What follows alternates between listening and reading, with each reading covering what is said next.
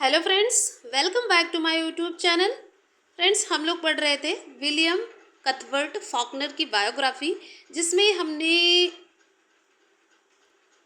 1918 तक पढ़ लिया था कि 1918 में इन्होंने यूएसए आर्मी में जो है ट्राई किया था जॉब के लिए और इनको इनलिस्ट भी किया गया। बट इनको शॉर्ट हाइट के लिए यानी हाइट कम होने के नाते इनको बाद में टर्न आउट कर दिया गया, जिसकी वजह से इन्होंने ड्रिंक करना स्टार्ट कर दिया था। तो ये सभी चीज़ें हम प्रीवियस वीडियो में पढ़ चुके हैं। उसी बीच में इनको एक मेंटोर मिलते हैं जिनका नाम होता है फिल स्टोन। फिल स्टोन नाम के एक पर्सन मिलते हैं इनको, जो कि इनके मेंटोर होते हैं। Soon he joined the Canadian and the British Royal Air Force. उसके बाद ये जल्द ही ज्वाइन करते हैं Canadian and British royal air force को। Yet he did not see any World War First wartime action. The same year he added officially a U to his last name. Earlier his name was William Faulkner. तो जब इन्होंने Canadian and British royal air force को join किया तो उस time पे इन्होंने किसी भी वर्ल्ड वार को नहीं देखा। उस टाइम कोई वर्ल्ड वार नहीं हुआ।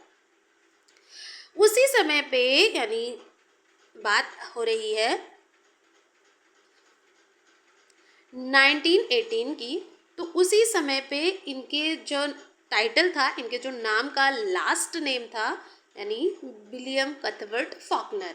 तो फॉकनर में हमने आपको स्टार्टिंग में ही बताया था कि इनका जो टाइटल था वो पहले फॉकनर में यू नहीं था, बट बाद में यू ऐड हुआ है। तो 1918 में ही जो यू है इनके लास्ट नेम में ऐड हुआ था, वो भी ऑफिशियली। तो यहाँ से क्वेश्चन बनता है कि यू जो है वो कब ऐड हुआ, फॉकनर जो इनका लास्ट नेम था उसमें। तो 1918 में ऐड हुआ। Clear friends. आगे हम 1919 के बारे में पढ़ते हैं कि 1919 में क्या हुआ। He attend the university of Mississippi old Miss in Oxford. His poem एल एप्रेस मिडी डी अनफन appeared in the New Republic on 26 November. His first prose publication, a short story called Landing on Luck, जो इनकी फर्स्ट प्रोज पब्लिश हुई यानी जिसका पब्लिकेशन हुआ एक शॉर्ट स्टोरी का, जिसको कहा गया landing on luck, appeared in the Mississippian. In 1921 he returned to Oxford. 1921 में ये ऑक्सफोर्ड लौट आए Mississippi after a brief stint in New York City and took a job as the postmaster at the University of Mississippi Post Office. जो university of Mississippi थी यानी Mississippi की university की जो पोस्ट ऑफिस थी उसमें इन्होंने पोस्ट मास्टर की जॉब की 1921 में। Later he was fired for his negligence, यानी ये अपने निगलेंस के कारण इनको फायर्ड कर दिया गया इस जॉब से। द सेम ईयर ही presented a gift volume of poems Vision in Spring to Estelle Franklin. जो एस्टेले फ्रैंकलिन थी इनकी चाइल्डहुड स्वीट हार्ट, हालांकि इन्होंने 1929 में इनके साथ मैरिज की।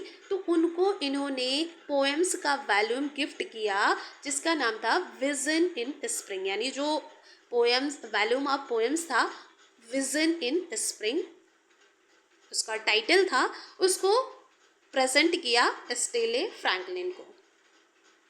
On 14th December 1924 he published his first book of poetry, The Marvel Faun. 1924 में इनकी फर्स्ट बुक पब्लिश हुई पोएट्री की, जिसका टाइटल नाम था the Marvel found. Marvel found के नाम से इनकी फर्स्ट पोएट्री बुक पब्लिश हुई 1925 में।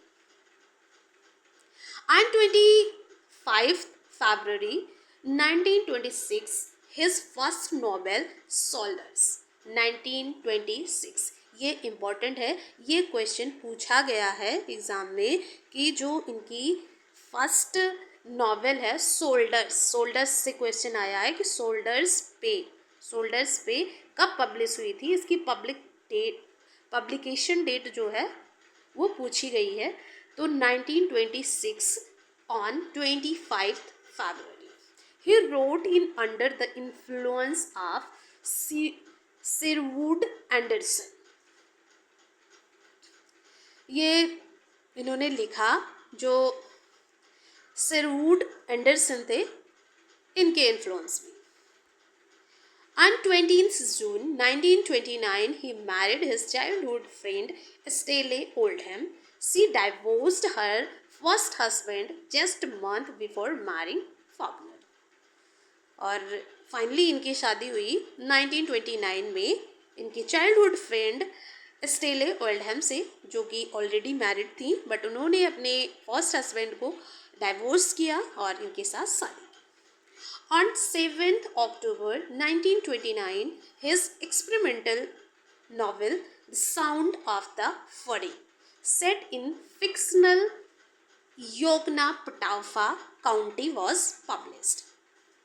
7 अक्टूबर 1929 को इनका एक एक्सपेरिमेंटल नॉवेल था the sound and the fury. Sound and the fury जो है ये पब्लिश हुआ 1929 में, और ये जो फिक्सन है ये सेट हुआ योगनापटावफा काउंटी में। On 19th February 1931, he published Sanctuary, a sensational and racy novel about a kidnapped college quid. ये जो है सेंचुरी जो नॉवेल रहा है ये एक सेंसेशनल नॉवेल रहा है और ये पब्लिश हुआ 1931 में। In May 1932, in order to pay his bills, Faulkner began work with MGM as a part-time screenwriter for the next 13 years.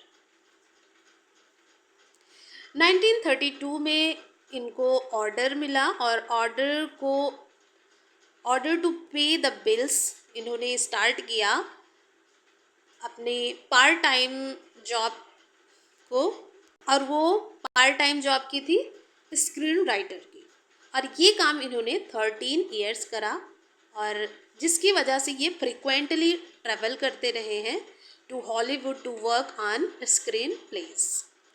He contributed to his script for the films Hawkmead from Raymond Chandler's The Big Sleep and Ernest Hemingway's To Have and Have Not. तो इनका जो contribution रहा है वो जो film थी हॉकमेड for Raymond कैंडलर, उसमें इनका कंट्रीब्यूशन रहा है। उसकी स्क्रिप्ट इन्होंने लिखी थी the big sleep and Ernest Hemingway's जो to have and have not उसमें रही है। In 1936 he began an affair with Meta Carpenter, a secretary he met in Hollywood. और हॉलीवुड में ही इनकी जो मुलाकात है वो मेटा कारपेंटर से हुई और जिसके साथ इनका जो अफेयर है वो शुरू हुआ। In 1946 he was one of 3 finalists for the first Ellery Queen Mystery Magazine Award। तो जो 3 फाइनलिस्ट रहे हैं एलेरी क्वीन मिस्ट्री मैगजीन अवार्ड के जो 3 फाइनलिस्ट रहे हैं उनमें से ये एक थे और ये अवार्ड इनको मिला। He came second to Manly Wade Wellman. और ये अवार्ड 1946 में मिला।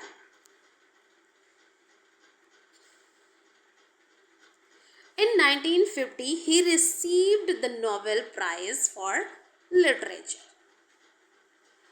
He and daughter Zill traveled to Stockholm to accept the award. He donated a portion of his Nobel winnings to establish a fund to support and encourage few fiction writers. तो इनको जो है 1950 में ये जो Nobel prize मिला था ये 1915 में मिला था। हालांकि ये 1949 में ही मिलना था, बट इनको रिसीव हुआ, मिला, अनाउंसमेंट तो 1949 में ही हुई थी, बट इनको रिसीव हुआ 1950 में। तो इसमें बिल्कुल भी कंफ्यूज नहीं होना है। नोबेल प्राइज़ लेने के लिए ये खुद यानी विलियम कथबर्ट फॉकनर एंड इनकी जो डॉटर थी जिल, इन्होंने ट्रैवल करते हुए स्टॉकहोल्म गए अवार्ड को एक्सेप्ट करने के लिए। और जो इन्होंने अवार्ड में जो नोबेल विनिंग्स थी उनमें से इन्होंने जो है एक पोर्शन डोनेट किया फिक्शन राइटर्स को इनकरेज करने के लिए एंड उनको सपोर्ट करने के लिए।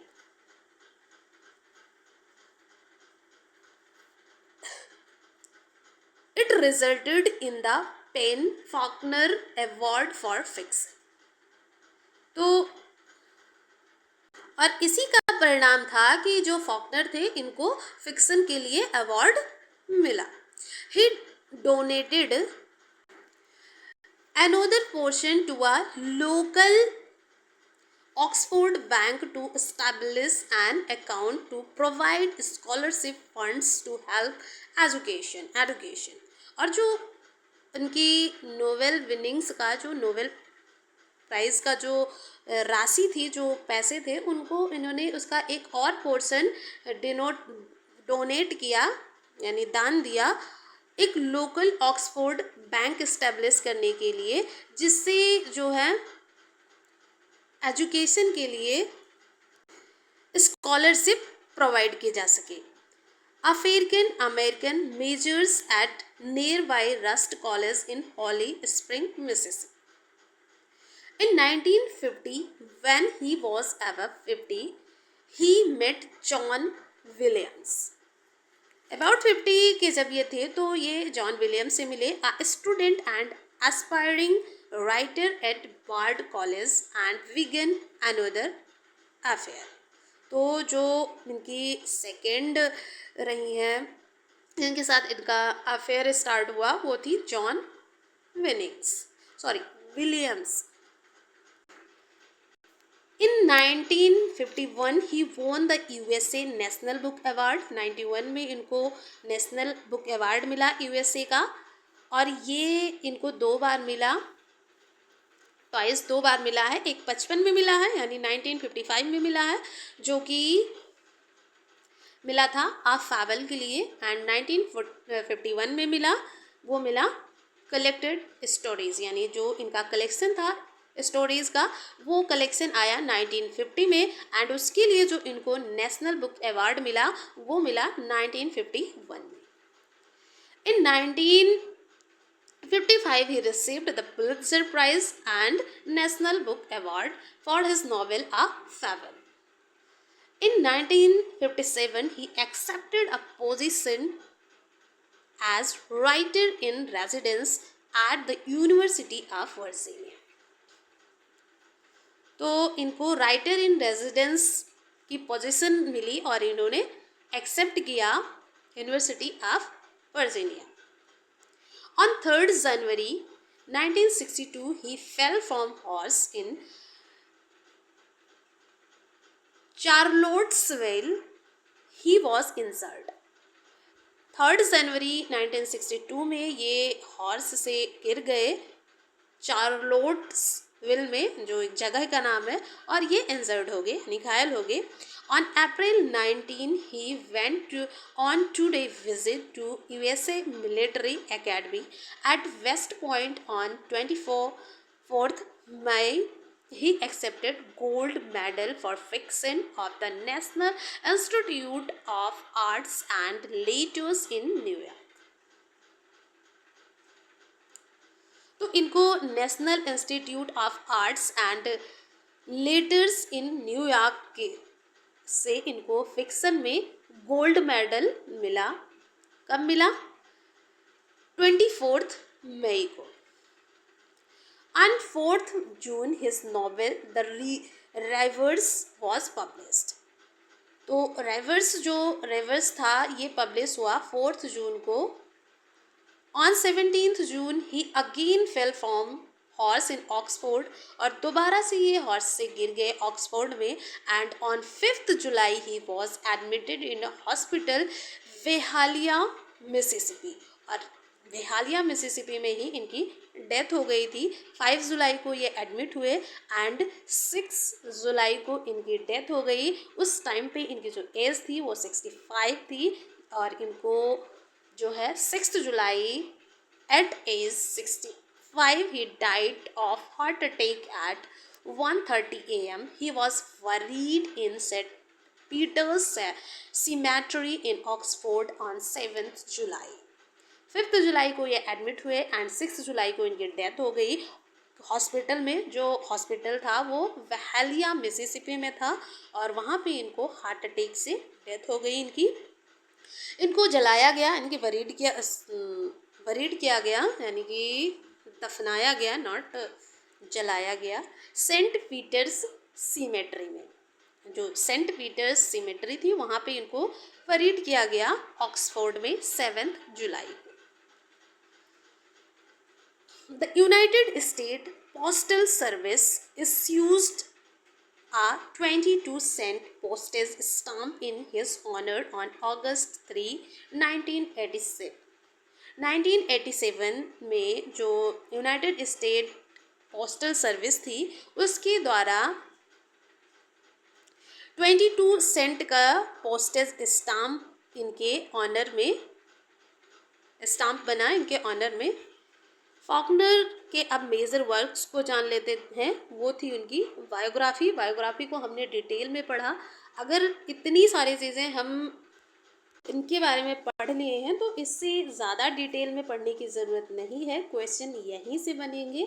और अब हम इनके मेजर वर्क को पढ़ लेते हैं. फॉकनर हिज मेजर वर्क्स, कौन कौन से वर्क्स रहे हैं, हालांकि हम इनको पढ़ चुके हैं, अब हम इकट्ठा पढ़ेंगे. 1926 में सोल्डर्स प्ले आया. इसके बाद 1927 में आया मॉस्क्यूटोस. 29 में आया सार्टोरिस, एंड 1929 में ही एक दूसरा नॉवेल आया the sound and the fury. और ये the sound and the fury देख सकते हैं आप लोग कितनी बार एग्ज़ाम में पूछा गया है. 2000 में आया है, 2003 में आया है, 2004 में आया है. पीजीटी के एग्ज़ाम में ये पूछा गया है.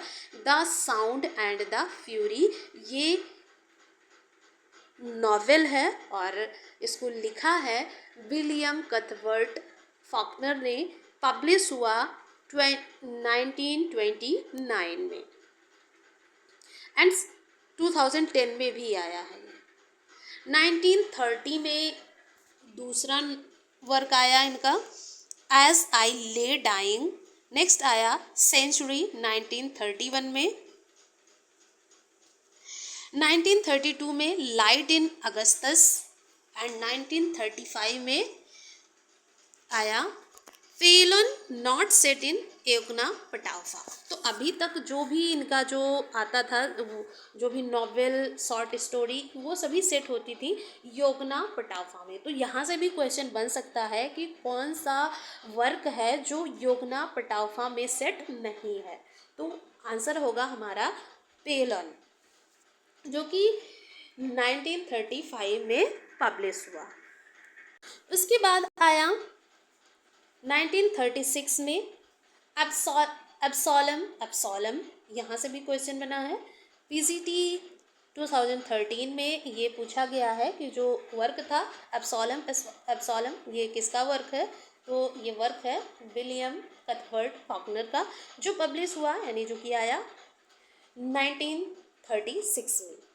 1938 में नेक्स्ट वर्क आया द अनवॉन क्वेस्ट, अनवॉन क्वेस्ट ये भी क्वेश्चन बना है पीजीटी 2005 में। नेक्स्ट आया 1939 में द वाइल्ड पाम्स, 1940 में आया द हेमलेट एंड 1942 में गो डाउन मॉसेस। नेक्स्ट है 1948 में interlude in the dust. Next है 1951 में requiem for a nun sequel to sanctuary. ये जो सेनेक्चुरी वर्क था, सेंचुरी जिसको हम लोग पढ़ रहे थे, जो कि आया था 1931 में, उसी का ये सीक्वल था। नेक्स्ट है 1954 में अ फेबल, ये भी क्वेश्चन बना है यहाँ से भी पीजीटी 2016 में। अ फेबल जिसके लिए इनको मिला था Pulitzer prize and academy book award भी मिला था इनको, यूएसए का academy book award and Pulitzer prize, ये दोनों ही 1955 में मिला था अ फेबल के लिए, और ये पब्लिश हुई थी 1954 में। नेक्स्ट वर्क आया 1957 में द टाउन एंड 1959 में आया द मेंशन, 1962 में आया द रिवर्स। द रिवर्स जो रहा है ये पब्लिश हुआ 1963 में, तो ये इनका मोस्ट ऑटोबायोग्राफिकल वर्क था और ये पॉस्टुमसली पब्लिश्ड हुआ था, यानी इनकी जो डेथ है उसके बाद ये पब्लिश हुआ। डेथ हुई थी इनकी 1962 में ही डेथ हुई थी और ये इनका लास्ट वर्क था, लेकिन ये पब्लिश हुआ 1963 में। अब इनका जो ट्रिलॉग आया था, नॉवेल्स का ट्रिलॉग आया था, उसके बारे में जान लेते हैं। 1940 में द हैमलेट एंड 1957 में द टाउन, 1959 में द मेंस, ये तीनों ट्रायलॉग हैं। बात अब इनके प्लेस की करें तो इन्होंने 2 प्लेस लिखे। 1921 में आया मैरियॉन्टेस जो कि एक 1 एक्ट प्ले है, एंड 1951 में आया requiem for a nun, part novel या पार्ट प्ले था। अगर पोएट्री कलेक्शन की बात करें तो इनकी पोएट्री कौन कौन सी रही है?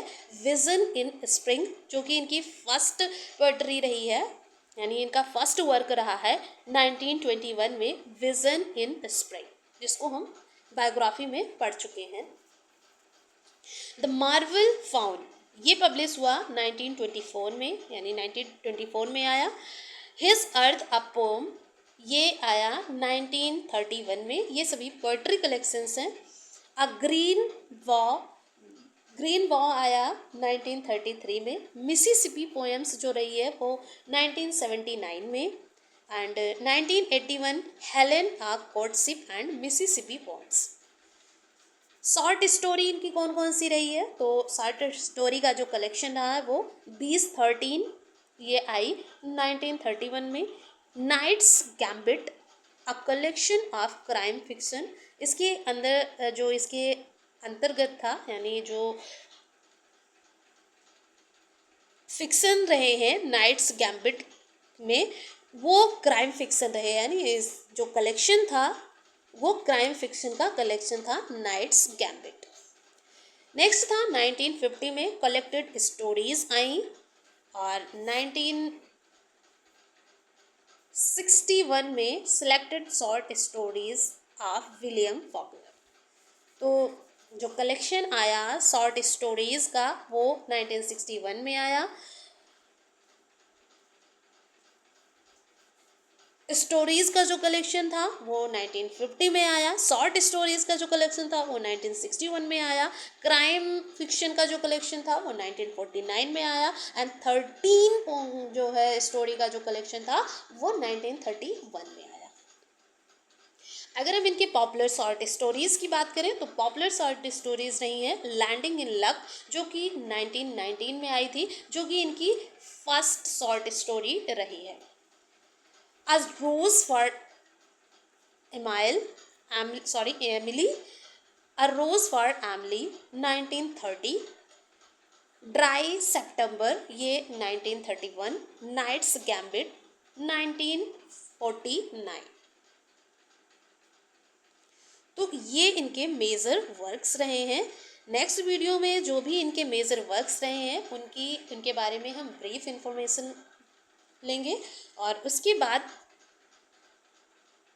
इनकी बायोग्राफी से रिलेटेड एंड जो भी मेजर वर्क पढ़ेंगे, यानी मेजर वर्क के बारे में पढ़ेंगे, उनसे रिलेटेड क्वेश्चंस की प्रैक्टिस करेंगे, देन नेक्स्ट ऑथर पे मूव करेंगे। Clear friends?